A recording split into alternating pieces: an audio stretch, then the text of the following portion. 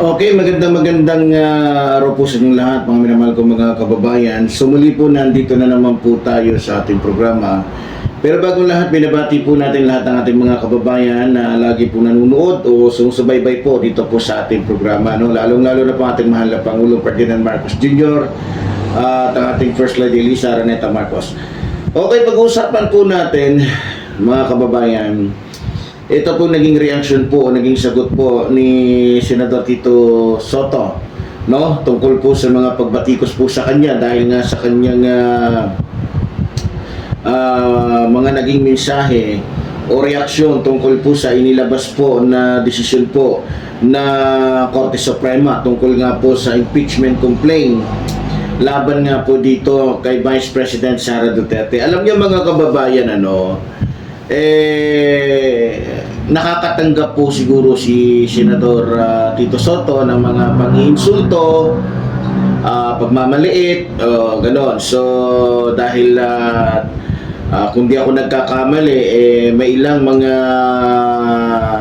kababayan natin medyo umalma din sa kanyang mga naging pahayag tungkol nga po sa kanyang hindi pagsang-ayon sa naging desisyon po ng Korte Suprema sa inilabas nitong desisyon tungkol nga po sa impeachment complaint laban po dito kay Vice President Sara Duterte. So ayon po sa kanya mga kababayan, dahil nga siya ay tila tinitira o talagang binabatikos ng mga supporters ng mga Duterte. Ayon po sa kanya mga kababayan, hindi kailangang maging abogado, eksperto sa constitutional law, no? Para magsalita, no? Tungkol sa nagiging maling desisyon ng kataas-taasang hukuman. Alam, may punto naman po siya. Hindi naman po talaga kailangan na maging abogado ka o eksperto ka sa constitutional law para malaman mo kung mali o tama yung naging desisyon ng isang tao o ng isang ahensya na mayroong otoridad. Kasi alam nyo, yung pag-aaral po kasi ng isang abogado, yan po ay kumbaga sa yan po ay trabaho kasi o isang masasabi natin isang kurso, no? Pero hindi po ibig sabihin na kapag ikaw ay abogado, ikaw lang yung pwedeng mag-aral ng constitutional law. Bukas po yan para sa lahat dahil yung libro naman po na pinag-aaralan nila ay pwedeng-pwede po pag-aralan kahit ng mga taong kahit hindi nag-aaral ng law, no? O hindi pumapasok sa pribadong eskwelahan. 'Di ba? So, kahit ako sa totoo lang, bumibili po ako ng mga aklat na about sa constitutional law. 'Di ba? Kaya nalalaman ko yung mga patakaran, nalalaman ko yung batas. Kaya nga medyo nagbago yung ating estilo dito sa pamamahayag dahil meron akong natutunan sa batas. 'Di ba? Kung maalala nyo, tira lang tayo ng tira. Hindi natin alam kung ano yung sinasabi natin, hindi natin alam, labag na pala yun sa batas. Napakahalaga na kahit hindi ka abogado, once na malaman mo at mapag-aralan mo yung constitutional law na sinasabi po ni Tito Soto, may mga pagbabago at meron kang malalaman at meron kang tiyak na magiging pundasyon sa iyong isipan na, yan, teka, mukhang mali yan. Mukhang ang nabasa ko dyan ay hindi ganon ang sinasabi doon. Siguro, dahil sa nakikita niyang medyo may mali, dahil mukhang kinumpara niya yata o binasa niya o baka ni-research niya yung tungkol sa mga usaping ganyan, kaya nasasabi po ng ating senador o ng ating Senate President na si Tito Soto na ayon po sa kanya, hindi kailangang maging abogado o eksperto sa constitutional law. Diba? So, ipinaliwanag po ni Tito Soto na bagamat hindi po daw siya dalubhasa sa law, pamilyar po siya sa mga batayang prinsipyo ng batas bilang mambabatas na matagal nang nagsisilbi sa gobyerno. So yun po yung sinasabi ko sa inyo. Bagamat siya hindi dalubhasa, pero pamilyar po siya. Kagaya nung tayo sa atin dito. O hindi tayo basta-basta maloloko ng kahit sinong abogado dyan na nababayaran po ng ilang mga politiko.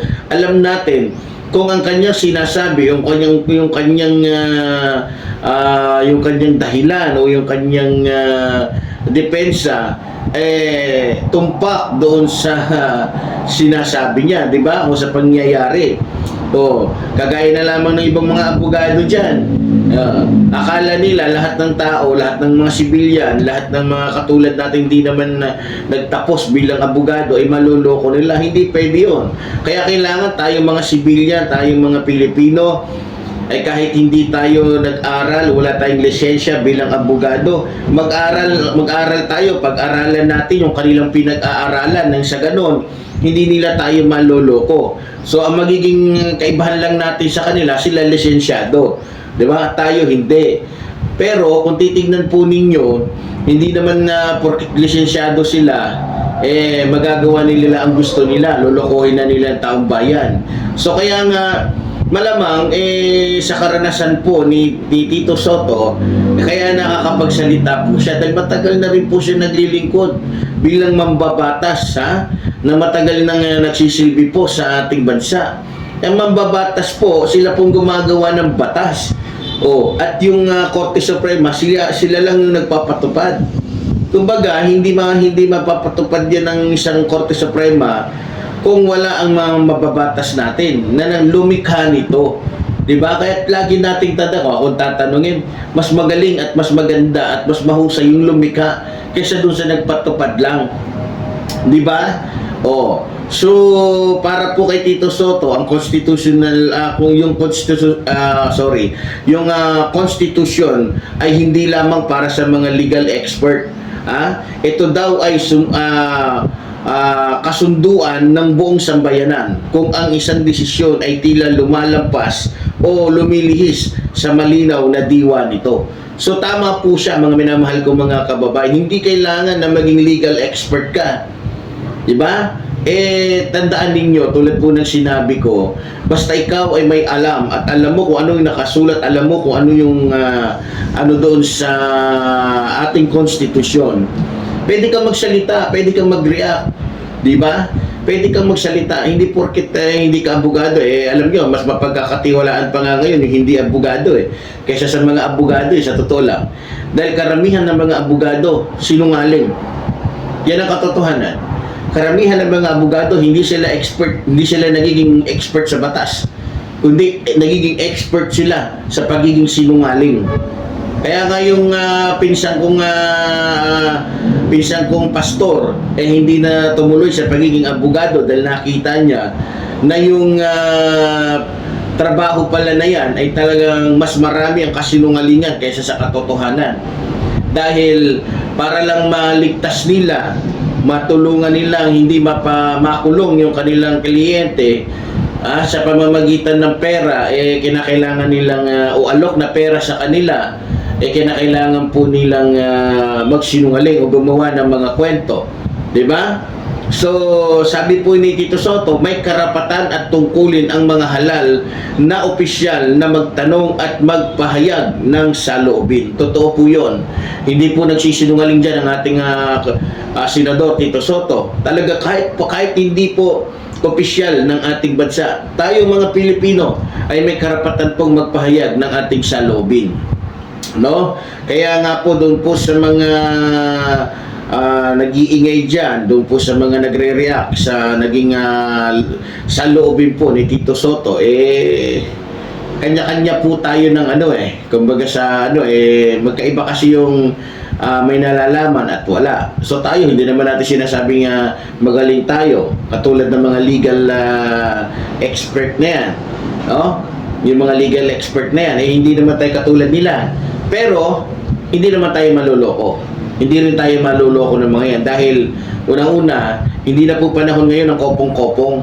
Hindi na po panahon ngayon ni Magellan na pwedeng lokohin yung mga Pilipino.